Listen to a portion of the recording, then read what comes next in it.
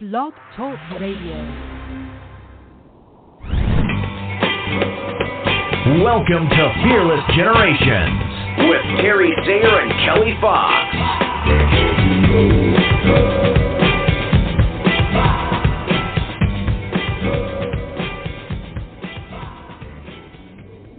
Hello and welcome to Fearless Generations, 12 Steps to Freedom. I am Kelly Fox, and we are here talking step number 4, compassion. And we are doing this a little on the fly tonight. I left Terry's a little late, so I'm not home just yet. And so Terry's working the computer, and I'm not sure if she has opened the mics. Is anyone here with me? Can you hear me? I hear you now. Okay, I think they're open. They're red. All right. So, welcome, Terry. How are you doing? I'm doing fine, thanks. All right. And we have our special guest on tonight. Please welcome Heather.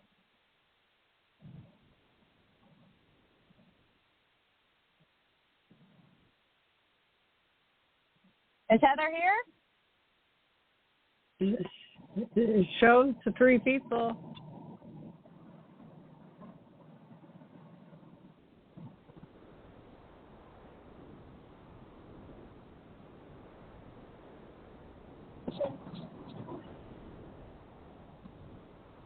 Heather, we can't hear you. No, she's gone now.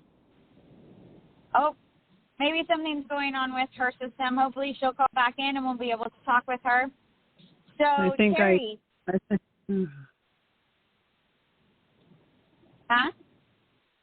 think I clicked her off. There. Oh, I think can you hear me? gone. There you go. Hello? Hi, can you hear me? Yeah, we can hear you now. Welcome to the show. Okay, great. Thank you so much. I was online a little early. I wonder if that jammed things up, but I'm so happy to connect with you guys tonight. Yes, we are so happy to have you here. So please introduce yourself to the audience. Tell us what it is that you get to do and who is it that you get to serve. Awesome. Well, my name's Heather Eck, and I'm an artist based out of Raleigh, North Carolina.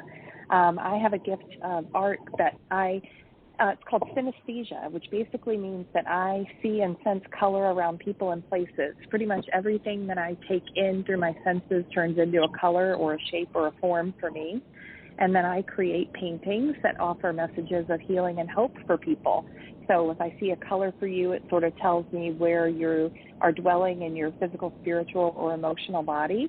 And then I offer messages of love and hope and inspiration to help you find balance and support and healing. And it's really wonderful. I'm really happy that that's what I get to do every day. That's so awesome. I love that. And when we first met, I was just in awe of this special quality that you have, which I think is pretty amazing. Thank you so much. Yes, it's pretty unique. There are, I think, about 4% of people have something called synesthesia, and there are various forms of it, but a lot of us are artists. So it's kind of interesting to see how we use it to create and to share that with people. Yeah. Yeah. Awesome. Well, the topic or the step of the month is compassion. So what can you share with us about what does compassion mean to you? Oh, my gosh. I think when I think of compassion, I think it's really about finding a place in your heart where you can feel empathy and love and appreciation and respect for people that comes from a place inside of us that's almost innate. It's like somebody gets a boo-boo, you have somebody gets hurt or something, you find compassion for them. You find a way to share in their pain and then to find a way to help to respond to it through healing in whatever way that comes through for you individually. Yeah, I love that. Terry, how would you describe compassion? I think compassion has a lot of synonyms, and I believe that for me, compassion means kindness, understanding, listening with a heart to understand, and love. And I believe that for me, it's my essential nature, and I need to give it to myself as well as share it with others. Yeah, love that. And so, Heather, how do you feel like understanding, as Terry was saying, how do you feel that kind of plays into what you do with your clients? I think that, like Terry said, you have to have compassion for yourself too, and I think that that's one of the things that I try to think about each day. I think we're all going through things. You know, everybody's got something that's happening in their lives, and finding a place where you can express that love and gentleness and acceptance of someone is so important. Just to be able to hold space for them and to let them know that they're not alone, I think is so, so important. And so if I'm meeting with somebody to do a portrait for them, or we're talking about sort of where they might be feeling stuck in their lives, or maybe where they want to feel differently about something, I think it's really important to find that place for them to know that you are, you know, that you're approaching them without judgment, you know, and that you're sitting in front of them with love and acceptance, and letting them know that you see them and you hear them. And, you know, for me, sitting across from somebody, letting them know that they're not alone, that I'm coming from a place of letting them see that, you know, I mirror a lot of what people are going through for myself too. So I can always kind of find a place where I can relate to what someone might be going through, and then to let them know that it's okay, and that, you know, we're all experiencing something in our lives, good, bad, you know, there are health challenges, there are all sorts of things, but just to let them know that they're not alone, and that there's always someone there to help support them. And I think that's really important. Yeah, I love that.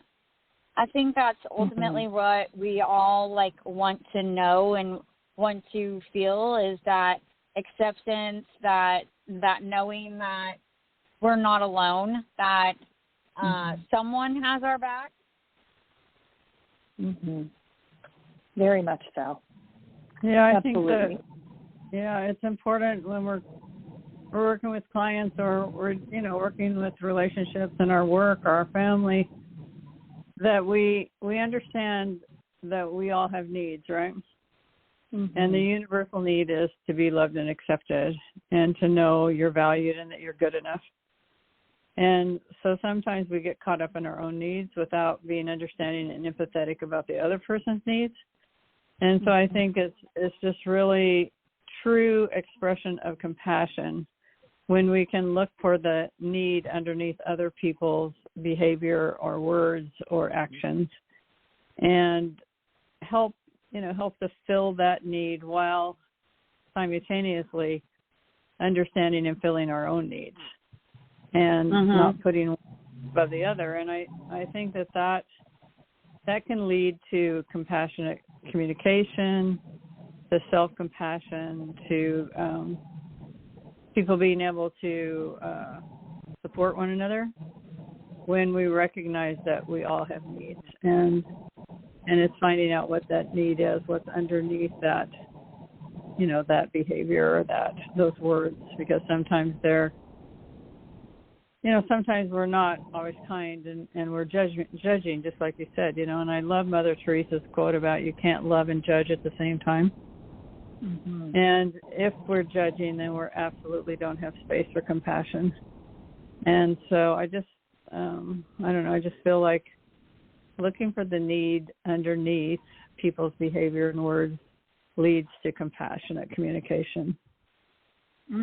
Yeah. Absolutely. Yeah. I agree. Yeah. I think that another thing that we talk about is seeing others' innocence. And I think that that is a very compassionate act as well. But to also be able to see our own, like we're all going to behave sometimes out of alignment with who we are, and having compassion for ourselves and seeing our innocence helps us to have compassion for others when they're in that position of acting out of alignment with themselves and seeing their innocence, and that it's not us or it's not them, it's our fear or it's their fear, and it doesn't define who we are. That is so true. And I think that inner innocence is so important because it does kind of take us back to a compassionate place, right? If you think about yourself as a kid or a young person, you would hope that you would treat that young little person with so much kindness and acceptance and love. And I think that if we can see each other in that way, that helps us to move into that place in our hearts where we can find instant compassion for someone, where we imagine, maybe they're going through this for the first time on their own, or maybe they've never experienced this before, or maybe there's fear there, and to just move with gentleness towards them. I love that. Yeah, giving them grace. And I know one of the tools that we use in Fearless Living with our clients, and I practice myself, is we have them get a picture of themselves when they were young. So I have a picture of myself when I'm about 4 years old that I have in the front of my calendar, because I still have a paper calendar. And I have that picture of myself there. And when I start to beat myself up or, think I'm less than, I'll look at that picture and I say, no way, I'm not going to ever tell that little girl that she can't do whatever she dreams of doing and that she's less than, less value than anyone else. And that's just a visual reminder of having compassion for ourselves. And that's been a very useful tool to me and to many of our clients too.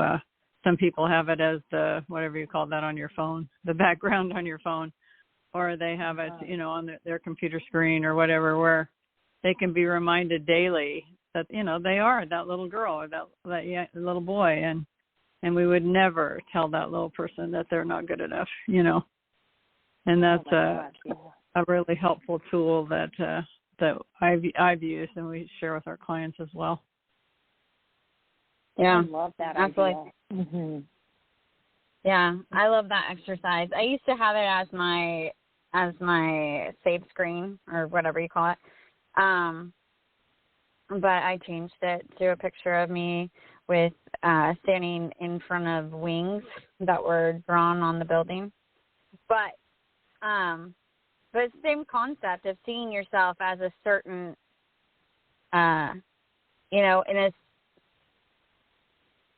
in a particular state and thinking of yourself in that way instead of another. Tonight, or the subtopic tonight, is intuition. And so I'd love to hear, how does that play into compassion for you, Heather? Oh, you know what? I think, we all have our own innate intuition, right? But one of the things that I learned as I was going through a coach certification training of my own a couple of years ago was intuition in our coaching sessions. And I think a lot of us, we kind of train the intuition away. I think we're taught sometimes to go by the book or to go by whatever instead of go by your gut. What does your gut tell you, or what's your sense of the situation, or what's your read of the situation? And so as we were doing our coach training, we would do these mock, one-on-one coaching sessions that would be, looked at by our instructor, and she would say, what's your intuition telling you about this? And so, it was really nice to kind of get back in touch with that aspect of yourself, because I think your intuition plays a huge part in compassion because it's connected to your heart, right? When you're talking to somebody, you feel like they're in pain or they're struggling with something, just to be able to go, I feel like something's wrong here. Like, do you want to talk about it? Or is there something that you're not sharing that you want to share? And to be able to just kind of trust yourself and then ask for permission to kind of go there and say, like, are you okay? You know, is something happening? I think that plays a huge role in compassion. What do you think? Yeah, Absolutely. I a lot of times I do modified Myers-Briggs with people and do a lot of leadership workshops. And, of course, when you get your formula for that, one of them is being intuitive. And there's only about 27% of the population, you know, you're talking about 4% of the population who have your gift. There's only about 27% of the population that are intuitive. And so it is something you can learn and you can practice and you can cultivate. But some people have it innately to a greater degree than others. And for me, I am highly intuitive, and for me it's connected directly to my spirituality. And so when I listen to my spiritual guide, which I call my Heavenly Father, when I listen to God and the Holy Spirit, that is my intuition. And the more I listen to it and the more I follow it and the more I practice it, the more intuitive I become. And I believe that's true for everyone. And like you said, you can have it trained out of you. You can have it, discarded by other people not understanding it or not recognizing it even as a cognitive process or a spiritual process. And I think that it's the more you recognize it, and especially in coaching, I love that you brought that up. The more that you recognize it, and I am sure that in your work, when you're doing your paintings, that your intuition is guiding you so much. And the more we listen to that, the more we follow that, the more we take action on those intuitive hits, those spiritual whisperings, those God winks, whatever you want to call them, the stronger that becomes in our relationships with ourselves and with others and with our higher power. So I think it's interesting that it is something that can be cultivated, but it's also something that some people have to a greater degree than others, just innately. That is so true. And I'm glad that you brought that up, too. I think that your spirituality and your connectedness to your higher power and God, I think you can absolutely strengthen that intuition or that connection. And I think it's so easy to kind of, say, well, how do you know that? People are very quick to dismiss if you don't have facts, but to say, well, I just have a feeling. I just feel like I know. For a lot of us, that's so powerful. It's more powerful than a fact. Yeah. I mean, I bet you have when you're doing a painting and then your client just absolutely connects and resonates with that because you've been connected to that intuition, to that higher power, to that, synergy with another person. And I find that in coaching so much, and just in my everyday work, if I listen and I follow through and I take action, I'm able to serve more. I'm able to be a better example. I'm able to be the person that I want to be because I am in tune with that intuition that results in compassion and understanding and empathy. I mean, it leads you to that because it is a spiritual, for me, it's a spiritual condition, and spirituality for me is goodness. It's love. It's pure love. Yeah, that's absolutely true for me too. Yeah. I love where this conversation is going. I think that intuition is so important, and for me, it comes down to trust.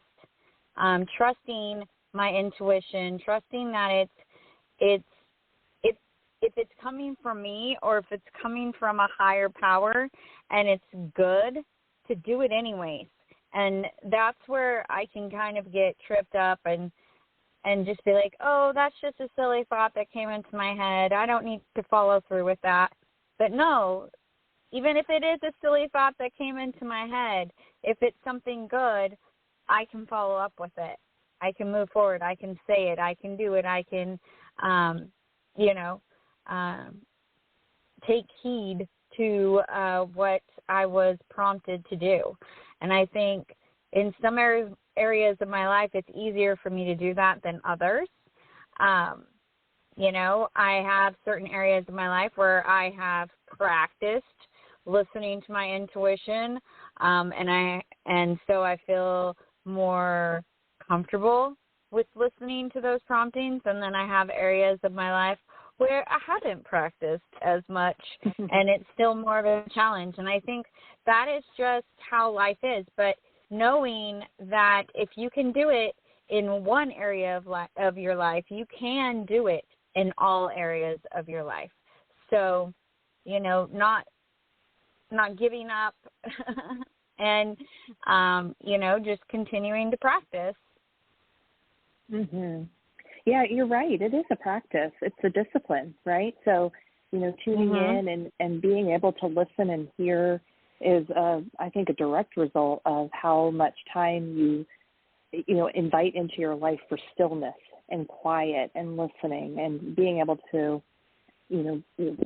connect to that aspect of yourself where you then become more confident with saying, oh, that wasn't me. That was a God wink or a feeling or an intuitive hit or whatever it is that you want to call it, but that your intuition is firing and that you're there to catch it as it's coming by. Because I feel like it comes by very quickly. It kind of flies in and then flies out. You have to be ready to grab it when it comes through. Yeah. If you don't, select it, I think it comes less often. That's been my experience. If you just, it's like, if you don't use it, you lose it. And it's, so it's something I'm very aware of. I mean, I'm in the third act of my life, maybe the fourth act, I don't know. Stop. And so I've learned, I've lived a long time, and I've learned what happens when you don't value or listen to your intuition, and what happens when you do. So I've been able to really recognize the power of following through with your intuition. Mm-hmm. Yeah, it's a gift. It definitely is a gift, and it's a tool, and so important, and so great that you said that too. Like when you connect to it, you really do, and then it grows because you get more comfortable and more confident. Yeah. And I think I believe it's a source from God, and I believe he's trusting you as well. He's trusting that when he shares this with you that you're going to follow through. And so he can trust that you're his disciple. You're going to do the work for him, because that's the only way he can do it, right, is through us helping each other and serving each other. So I just believe when I get those hits, man, I write them down because I forget, and I write them down and try to follow through as soon as I can, practice following through as soon as I can, so that person I'm supposed to be that, serve gets served, or that, that word I need to say, that action I need to take gets done. And I'm serving, God in that way. That's so true. And I love that too. You're right. If we don't pay attention, then, maybe he's not going to come around and drop those little thoughts in anymore. Yeah. And I think, I think you're so right. Even before this call, I was praying that, let me be a channel through which your word comes in, and that, I can help support or to, care for somebody through something that you offer for me to be able to share. And that's so powerful. I love that so much. Yeah. And your work is certainly evidence of that trust, because you're doing something that very few people have the gift to do, and you're really helping people see. I mean, I haven't seen your work, so I'm just, guessing. They are able to see things that are important to them, things that are special for them, things that resonate with them. And I would think on that spiritual level. Yeah, for sure. For sure. It definitely, I have to get out of my own way when it comes to that and let the work do what it's intended to do, and trust that if there's something in that for that person, that God will deliver it, Yeah, absolutely.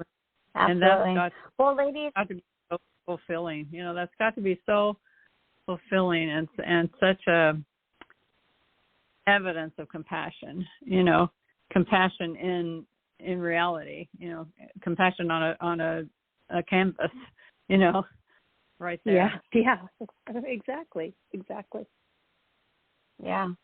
Well, ladies, I am sorry to stop you, but we are almost out of time, and I want to give Heather the opportunity to share with the audience anything that she would like to, as well as how to get a hold of her. Thank you so much. That time just flew right by. I am, I'm on Instagram. I'd love if folks want to follow along and just look at the work and understand a bit more about color and spirituality at Instagram at Heather Eck Artist. And then I have a couple of free gifts on my website that folks can grab at heathereck.com/thankyou. I have a monthly digital print that I send out to people with a calendar that they can print out or use as their phone wallpaper, and then a printable guide about colors and chakras and healing and how color can be supportive for them. So I'd love if folks wanted to grab those. It'd be great, or just to reach out and say hi. I love connecting with people and sharing, my spirituality, my compassion, and my love for people that way. So thank you guys so much for having me tonight. Yeah, thank you. And please go into the group, Get Fearless at Any Age with Fearless Generations, and put the links to that so that our listeners can have that easy one-click access. Okay. And because I'd love to click on over and get some of those things too. I always like to learn more and up my awareness, and those sound like some tools that I could use. Awesome. That sounds great. That's so great. Well, thank you so much for being on with us. We truly appreciate it. We hope you had a good time with us. We did with you.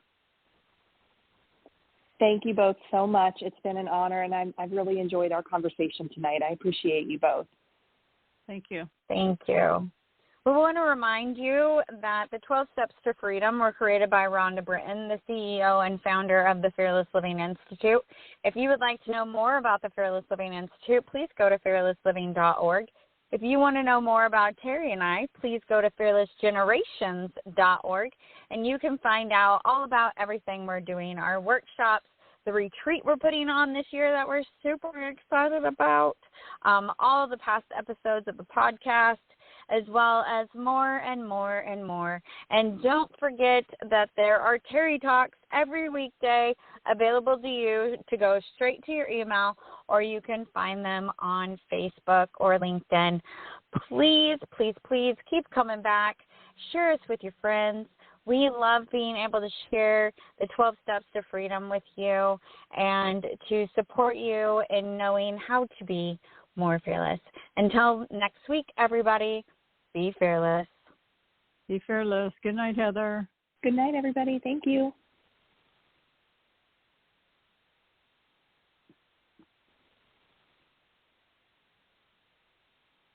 Morning people wake up for peace and quiet.